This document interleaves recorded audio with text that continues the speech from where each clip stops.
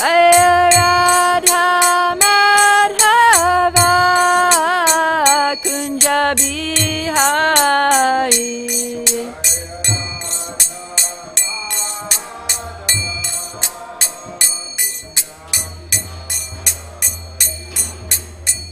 Hare Krishna, Hare Krishna, Krishna Krishna, Hare Hare, Hare Rama, Hare Rama, Rama Rama, Hare Hare.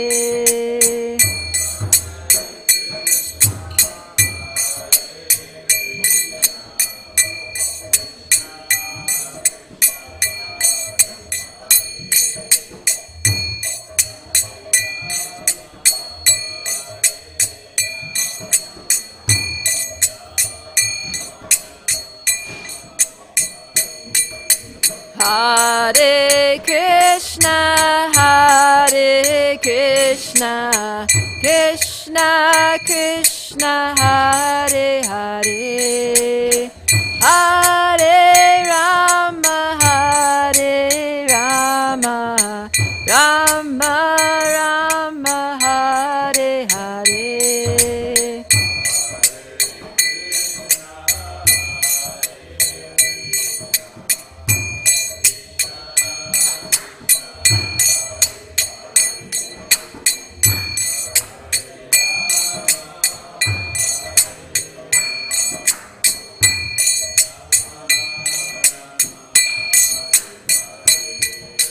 Hare Krishna, Hare Krishna, Krishna Krishna, Hare Hare, Hare Rama, Hare Rama, Rama Rama, Hare Hare.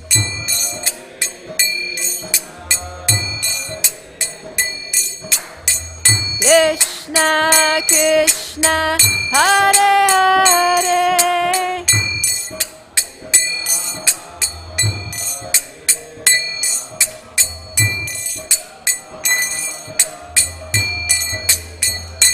Jaya Prabhupada, Prabhupada, Prabhupada, Srila Prabhupada.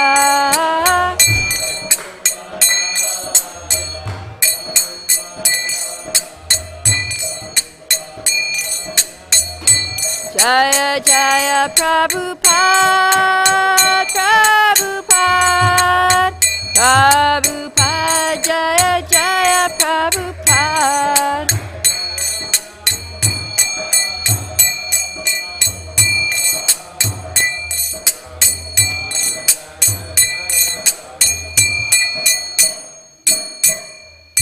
Gaura Premanandi.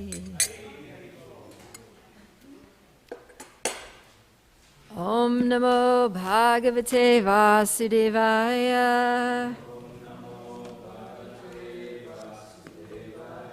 Om Namo Bhagavate Vasudevaya. Om Namo Bhagavate Vasudevaya.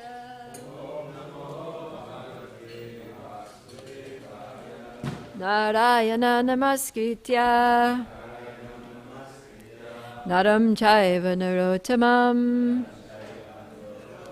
Devim Saraswatim Vyasam Tato Jayamudirayat Nashta Prayeshu Abhadreshu Nityam Bhagavata Sevaya Bhagavati Uttamashloke Bhaktir Bhavati Naishtiki. Can everyone who's sitting on the floor sit in this area? Otherwise, I want to acknowledge your presence and see you, but if you're too far away, then you don't. I want to pick you up in my vision.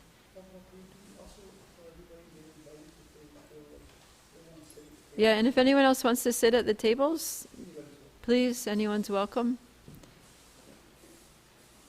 I feel like the closer you are to kind of like where it's all happening, the more you're going to connect to the class, and the Bhagavatam, and everyone. So, please. Om Jnanatimirandasya Gnananjana Shalakaya Chakshurum Militanyena Tasmai Shri Gurave Namaha. I was born in darkness of ignorance, but my spiritual master very mercifully opened my eyes with the torchlight of knowledge. I offer my respectful obeisances unto them. All right, so today we are reading from Canto 3, Chapter 9. We're continuing Chapter 9, which is called Brahma's Prayers for Creative Energy. And we'll finish the chapter today, covering texts 27 to 44. And the text that we will recite together is text 30. So let's just start from the beginning here and work our way up to 30. Before we do, yesterday we talked about Lord Brahma and his situation. He was offering prayers to the Lord who had appeared before him after him doing a lot of meditation and soul searching and Lord searching, God searching. And as a result of that meditation, that sincere meditation and desire to know the Lord appeared before him. And at that time, Lord Brahma offered many beautiful prayers to the Lord. And he ended those prayers with a request. Does anyone remember what his request was? That was the focus verse of yesterday's class. Even though he's a creator, to always remember that he's supporting the Krishna, he's serving Krishna. Yeah. So there were two things. One was that he would be able to actually perform the service of creating the universe, that he would have the power, the intelligence to actually do the job. And the second thing was that may I not be bewildered by false prestige, thinking myself as the creator. So let me be able to do the job, but please don't let me become proud having done it. Those are his two requests. So this section starts off with, it says that Lord Brahma was actually very anxious about the planning and construction of the different planetary systems. And he was also not just anxious, but he was depressed upon seeing the devastating water.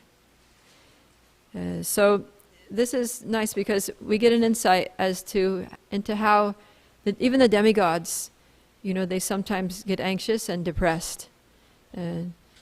Because life in the material world is difficult. And sometimes we have huge things to do. So has anyone ever been in a situation where you had something that you had to do and you weren't sure whether you could do it and you were in a lot of anxiety about it? I think everybody's been in that situation, right? From the beginning of our lives, from the first days of school or something. I remember when I was in kindergarten, my first day of school, we had to go to the cafeteria, and for some strange reason, instead of having the little kids just sit down right there and eat, we had to carry our trays all the way down the hall to the classroom and eat in the classroom. And it was tomato soup and grilled cheese sandwiches. So I had this bowl of soup and a tray, and I was 5 years old. I think I hadn't even had my 5th birthday yet. I was like almost 5. And I had to walk down this long hall with a bowl of tomato soup, and I was in so much anxiety that it was going to spill. I was just looking at the soup sloshing back and forth and thinking, oh no, it's my first day of school, and I am going to mess up if I spill this soup. So, from the very beginning, and then the challenges just get more and more difficult after that, right, as life goes on. So Lord Brahma, he has this big task of having to design, structure, and engineer the universe, and he's not sure whether he can do it.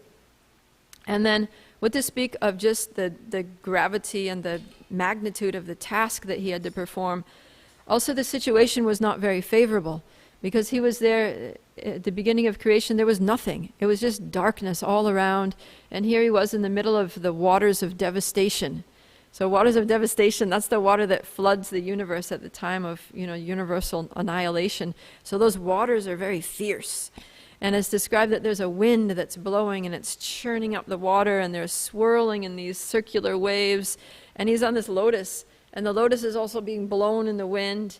And he's depressed because he's thinking, I have this huge job to do, and the situation is just so not conducive. It's just horrible. Like I barely even, I'm not even sure if I can stay on this lotus flower, what to speak of, the lotus flower is moving, he's like holding onto the petals. So, sometimes we have, not only is the task that we have to perform difficult, but the conditions for performing the task are not at all favorable. In fact, there may be many impediments, there may be people who are antagonistic to us doing the job. Maybe our health is not good, or whatever, the weather is terrible. There may be all kinds of adversities. So, and they may cause us to become depressed, thinking, it's impossible, I can't do it. Life is terrible and here I am suffering. So that's actually the state of mind that Brahma was in. He was anxious and he was depressed. And so the Lord understood the emotional situation of Lord Brahma. That's what it says here, that the Lord saw that Brahma was anxious. He saw that he was depressed, and he could understand the intention of Brahma, and thus he spoke in deep, thoughtful words, removing all the illusion that had arisen. So the Lord's very sensitive to our situation. When he sees that we're in anxiety, when he sees that we're depressed, although we want to do a nice service for him, he understands how we feel, and he will help us. That's what this whole section is about, is how the Lord, he gives us difficult services, through our spiritual masters and through, maybe our authorities, or, external authorities in our workplaces and things. But he also gives us the support. He supports us through it. So now he's going to give Brahma the support that he needs to do this. And so he starts speaking to him. In text 29, he says, O Brahma, O depth of Vedic wisdom. So he's glorifying him. He's encouraging him by saying, you have so much wisdom. You're so intelligent. You're such a great personality. You can do this. You got this. O depth of Vedic wisdom. Be neither depressed nor anxious about the execution of creation. What you are begging from me has already been granted before. So the first thing the Lord does is he acknowledges how Brahma's feeling. He's like, I understand that you're depressed. I understand that you're anxious. Please don't be depressed or anxious. It's going to be okay. You're asking me for the empowerment. I've already given this. Time and time again, the universe is created, and every time I give the ability to do so. I give the Creator the intelligence to do this, and I'm going to give it again. I'm going to give you everything that you need. So that brings us up to the verse that we're going to recite today, text 30. Let's look at the Sanskrit there. Bhuyastvam tapa... Sorry, I can't see. Bhuyastvam tapa atishta. Vidyam chaiva madashrayam. Tabyam antarhidi brahman. Lokan drakshyasya pavritan. Please chat.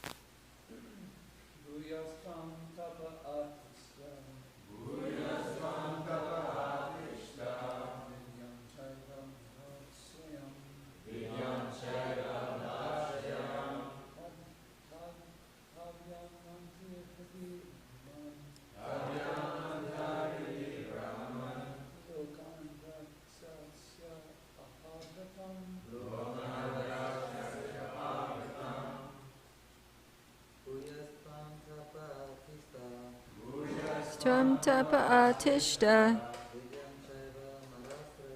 vidyam chaiva madashrayam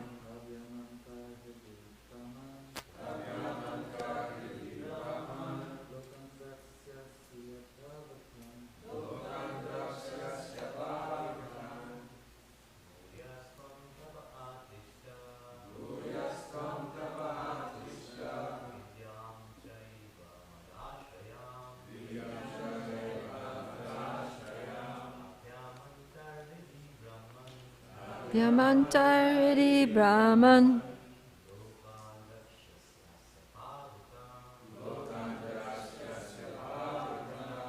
All right, let's do the word for word all together. Bhuya again. Tvam yourself. Tapa penance. Atishta be situated. Vidyam in the knowledge. Cha also. Eva certainly. Mat my. Ashrayam under the protection. Tabhyam by those qualifications. Anta within. Hriddhi in the heart. Brahman O Brahmana. Lokan all the worlds. Drakshyasi you will see. Apavritan all disclosed. Translation and purport by His Divine Grace A.C. Bhaktivedanta Swami Srila Prabhupada Ki. O Brahma, situate yourself in penance and meditation and follow the principles of knowledge to receive my favor. By these actions, you will be able to understand everything from within your heart. Someone please read the purport. Or is there a mic? Yeah. The mercy of the Lord bestows upon a particular person engaged in executing the responsible work entrusted unto him is beyond imagination. But his mercy is received due to our penance and our perseverance in executing devotional service. Brahma was entrusted with the work of creating the planetary systems. The Lord instructed him that when he meditated, he would very easily know where and how the planetary systems must be arranged. The directions were to come from within, and there was no necessity for anxiety in that task. Such instructions of Buddha Yoga are directly imparted by the Lord from within, as confirmed in Bhagavad Gita 10.10. Anyone know Bhagavad Gita 10.10? Tesham? Bhajatam pratipurvakam dadami buddhi yogam tam yena mam upayanti te. Jai. To those who are constantly devoted to serving me with love, I give them the intelligence. Intelligence? Understanding. I give them the understanding or the intelligence, one of those words, by which they can come to me. Okay, so Krishna says, I give them the intelligence. And that's what he's telling Brahma here, that by these actions, you will be able to understand everything from within your heart. But then he also tells him he said, I'm going to give you the intelligence, but you need to do 3 things. And so in Sanskrit, those are tapa, which means be willing to voluntarily accept some difficulties. So in other words, he's saying that it's not always going to be easy, and you're going to have to get out of your comfort zone, and you're going to have to buckle down and do some work. Tapa. Then the other thing is vidyam, which means following the principles of knowledge. That's what he says here. So following the principles of knowledge. And the principles of, it's interesting that he says the principles of knowledge, because according to the Vedic system, knowledge is not just information. It's not just facts about life, facts about the world, but it's actually principles to live by. And Krishna describes those principles in the Bhagavad Gita, chapter 13, texts 8 to 12. So I'll read this. It's 4 verses, but it's all lumped together as one. Humility, so these are, just meditate on these, because this is real knowledge. When he says you have to follow the principles of knowledge, these are the things that we need to follow or to imbibe.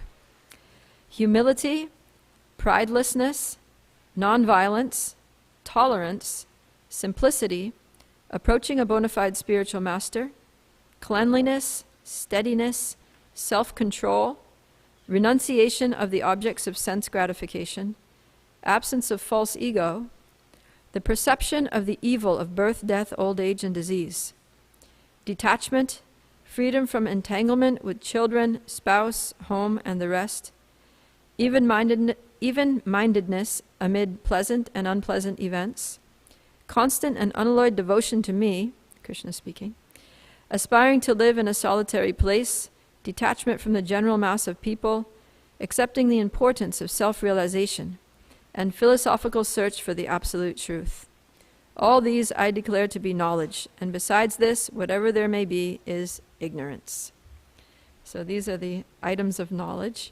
And if we follow these principles of knowledge, then that's one of the qualifications for receiving the Lord's favor and the Lord's empowerment. And then the third thing, it's in Bhagavad Gita, chapter 13, texts 8 to 12. Yeah. And then in the purport there, Prabhupada elaborates on them. So, so the third thing here to get the Lord's favor is mud ashrayam, which means taking shelter. It means mud means me, the Lord speaking, and ashram means shelter. So it means taking shelter of me.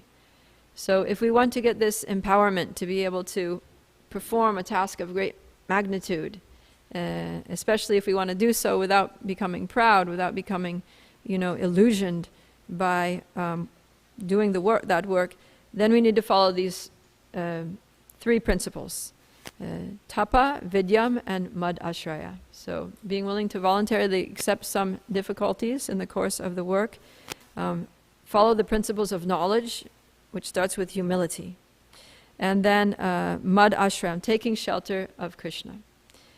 And if we do so, then Prabhupada says in the purport, the mercy the Lord bestows upon a particular person engaged in executing the responsible work entrusted unto him is beyond imagination. So the mercy that we'll receive from the Lord is more than we can even imagine. It's more than we can dream of. Especially for those who are willing to accept responsibilities in the service of the Lord. Because it's one thing to just kind of cruise through bhakti, chanting your japa, doing a little reading, doing a little service, taking prasadam and hanging out with devotees. But it's another thing to actually take responsibility for others, take responsibility for, Srila Prabhupada's temples, or for managing a project, or for heading up an initiative, or caring for new devotees, or something like that. So when we actually step up and take responsibilities, then Krishna really, he becomes very inclined to bestow mercy on such a person. One, because they need it, because it's difficult to take responsibilities, especially in the material world where there's so many adversities. But two, because he's very grateful to such a person who takes responsibilities on his behalf. And so he imparts knowledge from within to such a person. So, he says here that in the previous purport, Prabhupada says, any person authorized by either the Lord or by his bona fide representative is already blessed, as is the work entrusted to him. So as soon as we become authorized by the Lord or by his representative to take a responsibility, then we're already blessed. That authorization to do the service, with it comes the blessing. And the work is also blessed. But Prabhupada notes here that such a person who's been entrusted with a responsibility should always be aware of his incapability and must always look for the mercy of the Lord. Yeah, so that's part of the mad ashrayam principle, is that taking shelter of the Lord. Why would we take shelter of the Lord if we thought that we didn't need it? That we take shelter of someone when we realize that we're helpless, when we realize that we're subordinate, when we realize that we really can't do it without him. So that humility and that drives us to take shelter of the Lord to perform a task is the qualification to be successful in performing the task, because then we get the blessings of the Lord. And Prabhupada says, on the other hand, anyone who takes pride in doing responsible work but does not give credit to the Supreme Lord is certainly falsely proud and cannot execute anything nicely. So this is the recipe for failure in our tasks, is if we think, yes, I'm the leader here, I'm the manager, everybody's accountable to me, and I did this great, the temple's going well because of me, my initiative is going forward because of my intelligence, or all these people are thriving in their Krishna consciousness because of my care and supervision. Then if we think it's all due to us and not give credit to the Lord, then actually we won't be able to be successful. So that's something very important to remember. And this section is nice because it's so practical, because most of us have some responsibilities beyond ourselves. Like parents have responsibilities for their children, teachers have responsibilities for their children. Even if you're leading a kirtan, it's a responsibility, to sing with enthusiasm, to try to enliven the other devotees. So like that, there are many different levels and types of leadership capacities in the service of Krishna. So going forward here, Brahma may have asked at this point that in this job of creation, I'll have to be working so closely with the material energy. Literally, this is what I'm working with, is the material energy. What if I become influenced by it and fall into illusion? So in the next couple of verses, Krishna addresses that concern.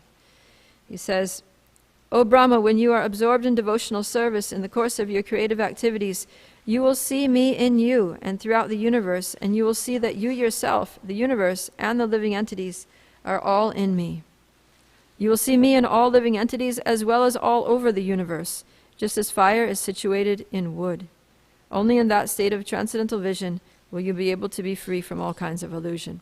So he's giving us the recipe here for not falling into illusion, even though we're having to do so much work in this material world. And the solution is, what?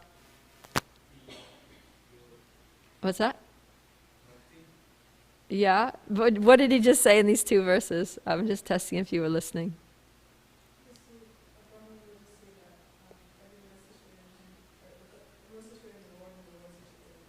Yeah. Good. Yeah. So you won't, even though you're in touch with the material energy, you'll see that it's my energy, that whatever you do, I'm there. Everybody that you're working with, they're all situated in me.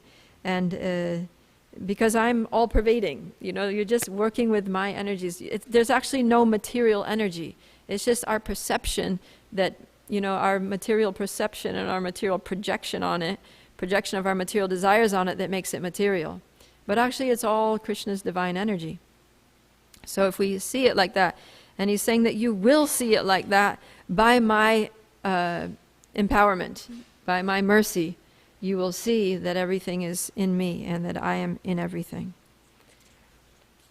So then, and then further he says here that in text 33 he says that not only will you not be contaminated by the material energy in the course of your service, but through this service you will realize your pure form. So you'll realize that you're also a spiritual being and that you'll realize your relationship with me. And then in text 34 he says that how is this possible? Because since you've desired to increase the population innumerably and expand your varieties of service, you'll never be deprived in this matter, because my causeless mercy upon you will always increase for all time. So what he's saying here is that because your intention is not to increase your sense gratification, or increase your own name and fame and glory, but your intention is actually to expand your service.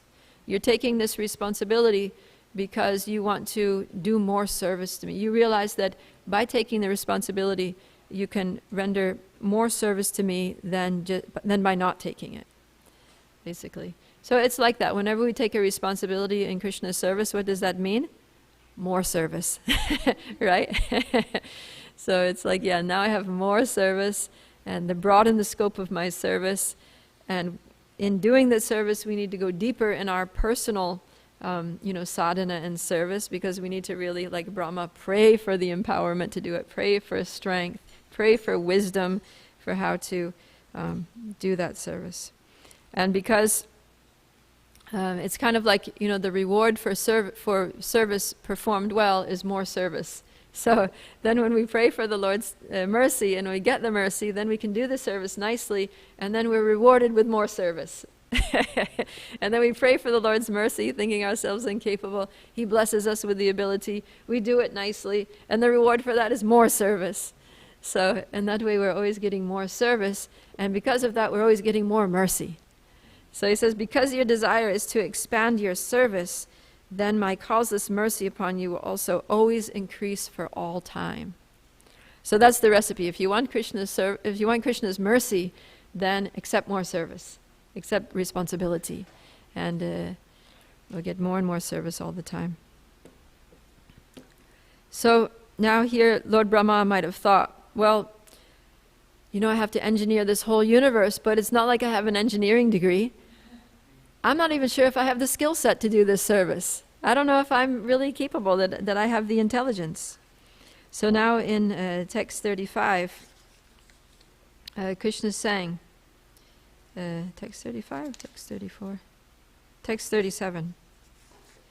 Text 37, he's saying, well, remember back to when you were sitting on that lotus and you were just totally clueless about who you are and where you are and what you're supposed to do, and you were trying to figure it out by your own intelligence. You were looking here and looking there, trying to figure out what's going on. You looked so hard that you got heads in 4 directions from trying to turn your head to see. And then you still couldn't understand anything. And then you crawled down the lotus stem searching for your source. And even by your, intense endeavor and investigation, you still couldn't understand anything. You came out of the lotus flower clueless. So don't you understand yet that it's not by your own abilities that you're going to do anything? By your intelligence, you couldn't understand anything. By your physical endeavor, you couldn't understand anything. It was only after you meditated on me, after you concentrated your mind in a meditative trance of devotion and prayer, that you could understand anything. So like that, it says, so you don't need a certain skill set. You don't need education and training and, engineering to be able to do this. All you need to do is fix your mind on me, and I'm going to give the intelligence from within. He's repeating this again and again. Just focus your mind on me. Take shelter of me. I'm going to give you the understanding. So, yeah. And then in the next verse, he makes the point that, because he said that the understanding came only when you prayed to me, when you meditated on me. But even that was my causeless mercy.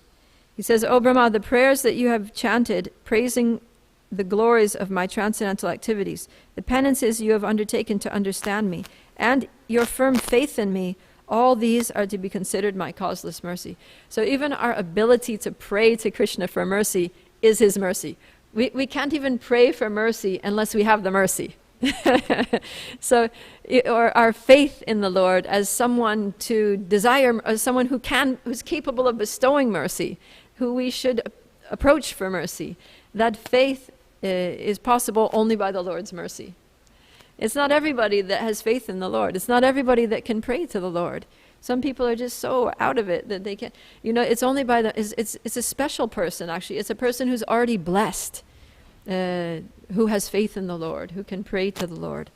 So we're just totally dependent on the Lord's mercy. That's the conclusion here, is that we can't do a thing without the Lord's mercy.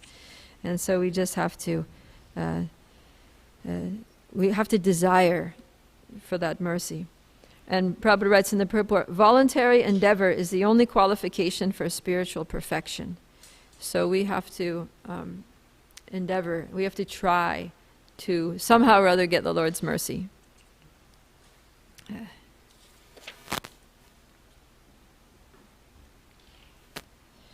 So, yeah, you could even, and he says that even, so these things that he's talking about here that are his mercy, praying, glorifying him, those are all methods. Those are all methods of devotional service, right? Shravanam, Kirtanam, Vandanam, like that. So also our ability to chant Hare Krishna, our ability to just chant the Maha Mantra, we can only chant by the Lord's mercy, by the Lord's empowerment. We can definitely chanting attentively requires a lot of mercy, right? It's not so easy as it may seem. So, yeah. But then Krishna is independent, so he may or may not bestow his mercy, right? We can ask Krishna for the mercy, but he's not obligated to give us the mercy. So why or why not would he give someone mercy? Or in what situations would he give mercy? Because we may want to do a particular service or do something in this world, and we may not be able to do it.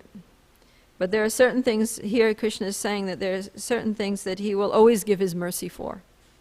So in text 39 he says, I'm very much pleased by your description of me in terms of my transcendental qualities, which appear mundane to the mundaners. I grant you all benediction in your desire to glorify all the planets by your activities. So Prabhupada says here that those devotees like Brahma and those in disciplic succession from Brahma, they always desire that the Lord be known all over the universe. That desire of the devotee is always blessed by the Lord. So that's something that's always blessed. If we want to get the blessings, we can always be blessed by trying to spread the Lord's glories all over the universe. In other words, telling people about Krishna. So anytime when we go out and try to spread the holy names, distribute Srila Prabhupada's books, or just talk to people about Krishna, give people leaflets, invitations to our programs, those kinds of activities are always going to be blessed, Prabhupada says. So that's a sure way to get the Lord's mercy. And then text 40 says, he says, any human being who prays like Brahma and who thus worships me shall very soon be blessed with the fulfillment of all his desires, for I am the Lord of all benedictions. So this is another way to be blessed, is to pray to the Lord as Brahma did. And it says such prayers can be selected only by a person who wants to satisfy the Lord in his service. So it comes down a lot to our attitude, whether our attitude is to really satisfy the Lord or to, promote ourselves. That I'm not doing this service to get fame, to get recognition, to get appreciation. I'm just doing it to satisfy the Lord. And whether others appreciate me for it or not, that's up to them. That's up to Krishna. But I'm just doing this to satisfy the Lord. And if we do the service with that mood, then everything is going to be all right.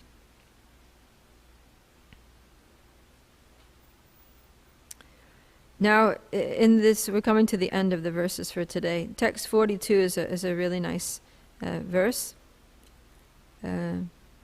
He's saying that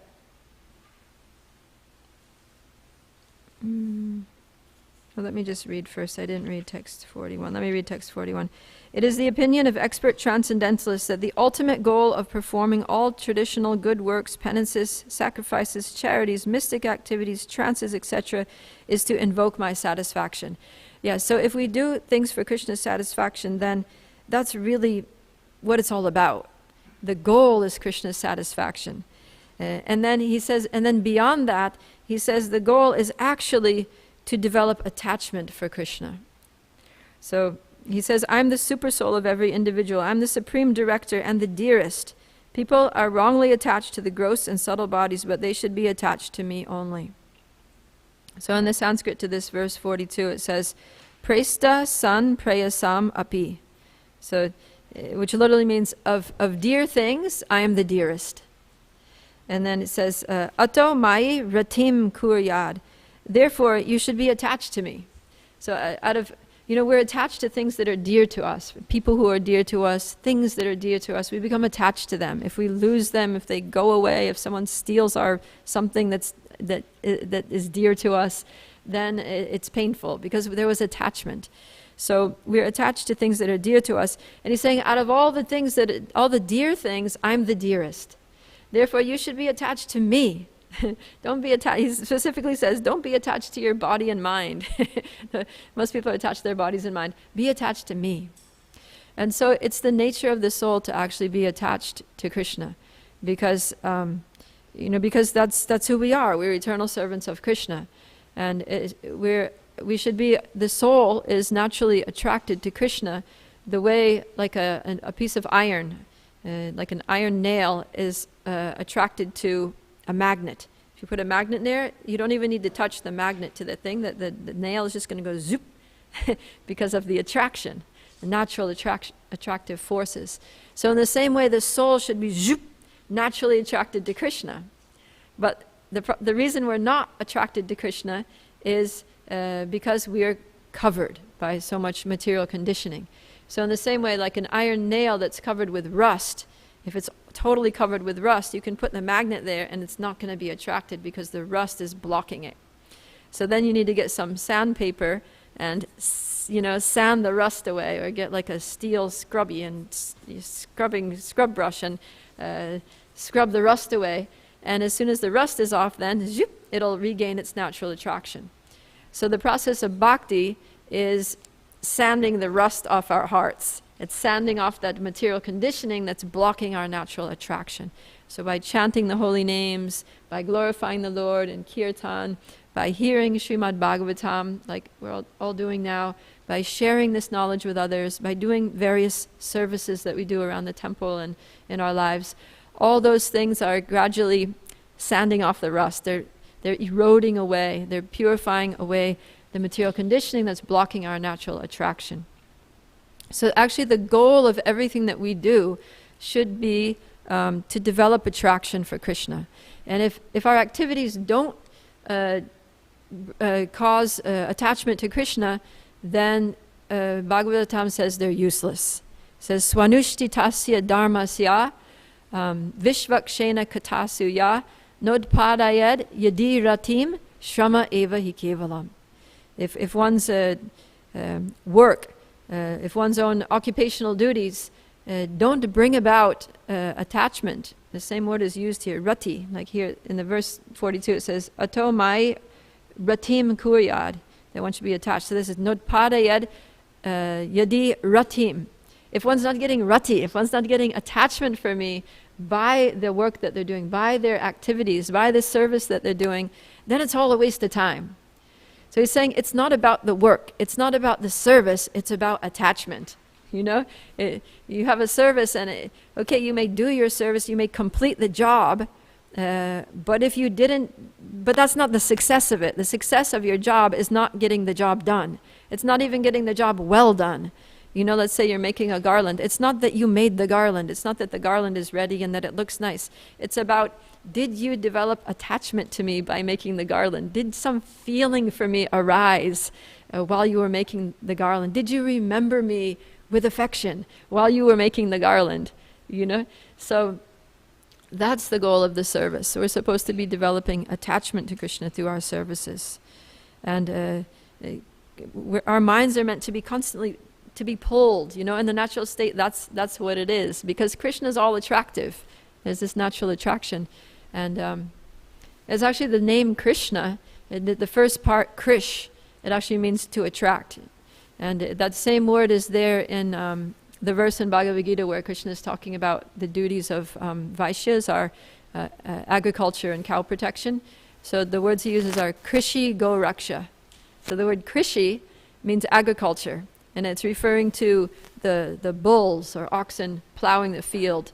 So when a bull is plowing the field, then they're pulling the plow, right? So that action of the oxen pulling the plow through the field is Krishi, because it's the pulling. to do agriculture, you need some pulling, right? So that pulling is Krishi. And also the word we have for modern day farming, we have tractors. So the word tractor, there's also that a tractor is used to pull something, is used to pull the plow. So pulling, tractors are pulling, and it's like attraction. So tractors get traction, And when the tractor has good traction, it can attract, it can pull. So the same way, so when the Krishi is for pulling, and that pulling is attraction, and so Krishna is all attractive. So Krishna pulls us in the same way that the tractor pulls, he attracts us the way the tractor pulls the plow. So Krishna should be pulling our minds to him, the way a tractor is constantly pulling the plow towards itself. And devotees, there are many devotees in the scriptures that pray like this, that may my mind be pulled to you, or may my mind be attracted to you, be drawn to you, just like the minds of young girls are always attracted to young boys, and the minds of young boys are always attracted to young girls. There's this pulling, they see each other from across the room, and it's like the mind is pulled, zoop, just like that, immediate attraction. Or like a bee is attracted to honey, it sees a beautiful flower and zoop, makes a beeline. It doesn't do like a scenic route to the flower. It's like zoop. Or like Kunti Devi prays, as the Ganges River constantly flows to the sea without cessation and without being diverted to anything else, may my mind be constantly drawn to you without being distracted by anything else. So in these ways we can pray to Krishna, while we chant, let my mind be drawn to this mantra. Let me be attracted to you so that I can be attentive. While we're doing any service, let this service cause attraction for you to arise within my heart, to cause me to be attached to you, that for rati to develop. And if that's our desire, then the Lord will be very satisfied, because that's what he wants. He wants us to be attached to him. That's what he's saying in this verse. He's saying, they should be attached to me only. Forget about these other things. Forget about your body. Forget about your stuff. Forget about your house and your car and your whatever, your own social position and your bank balance. And, people are so attracted to money and any opportunity for financial gain. Forget about all that. Just be attached to me. This is the real gain of life. This is the real success of everything that you do. And so, yeah. If whatever we do increases our love for Krishna, basically, helps us to realize our sense of helplessness, and causes us to take complete shelter of the Lord, realizing that we're dependent on him, then that is the success of our activities in life. And that's what we learn here from this very sweet interaction between Brahma and the support that he gets from the Lord. That don't worry about it, it's going to be fine. Just try your best, take shelter of me, be willing to accept some difficulties, but at the end of the day, it's all good, because by this service you're going to be purified, me is going to grow, your love for me is going to develop, and that's the real success of everything. That's why I'm engaging in you in this service.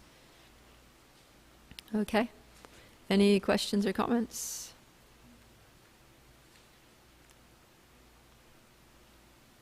Yes, Sucharya Mataji. Nanda Raja, can you, or someone?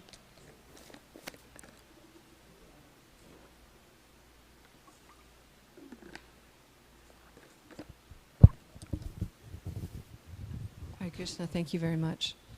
When the Lord asked Lord Brahma, to become situated in penance and meditation, is this also referring to the sadhana, like does Lord Brahma have a Mangalartik and a morning program? Is that part of the penance? Yeah, and meditation?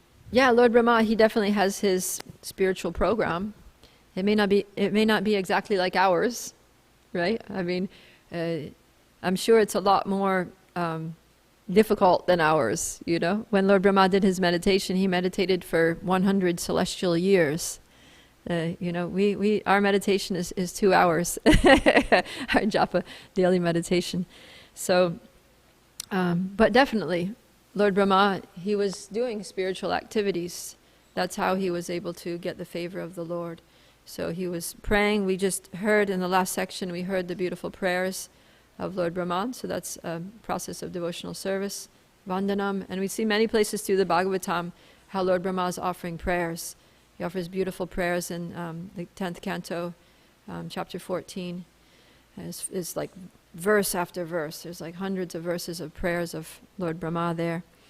Maybe not hundreds, but close to it. So Brahma is he's always thinking of the Lord. He's always chanting the glories of the Lord. He's the head of our sampradaya, so he's giving instructions. There's places where he's instructing Narada, he's instructing different devotees.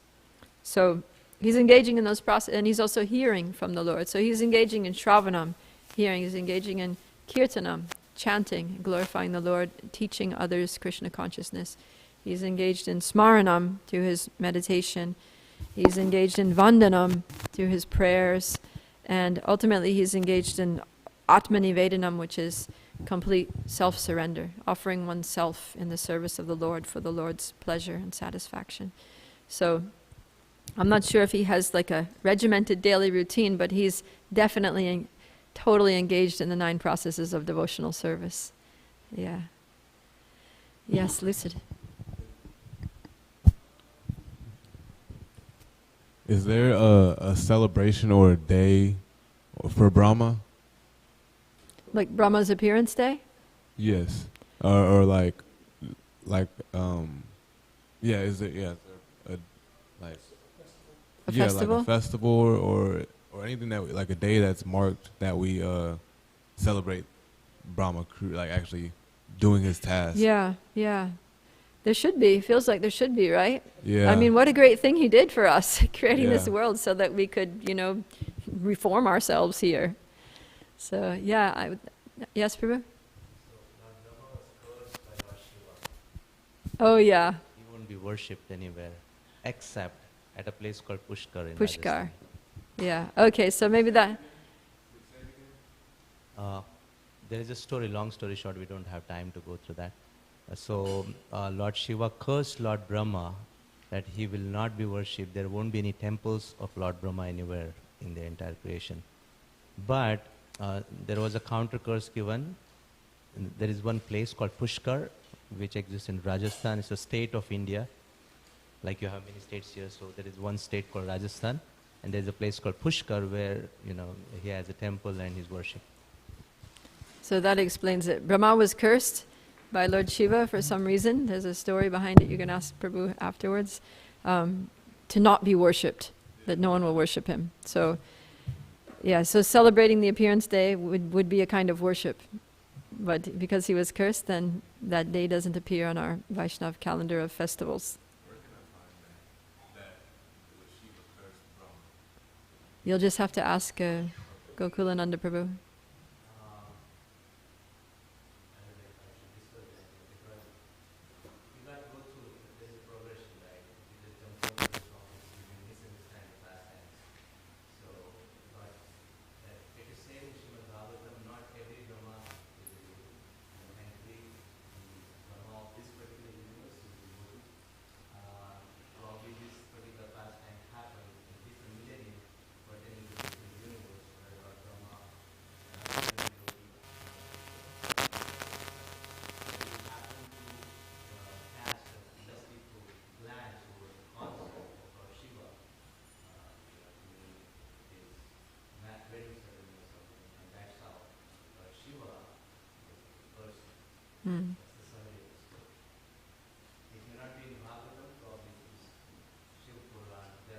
One of the Puranas, yeah.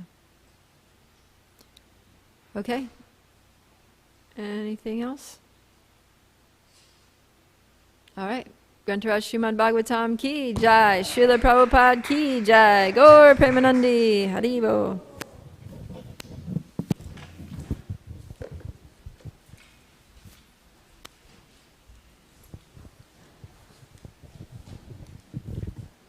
Akadasi ki jai.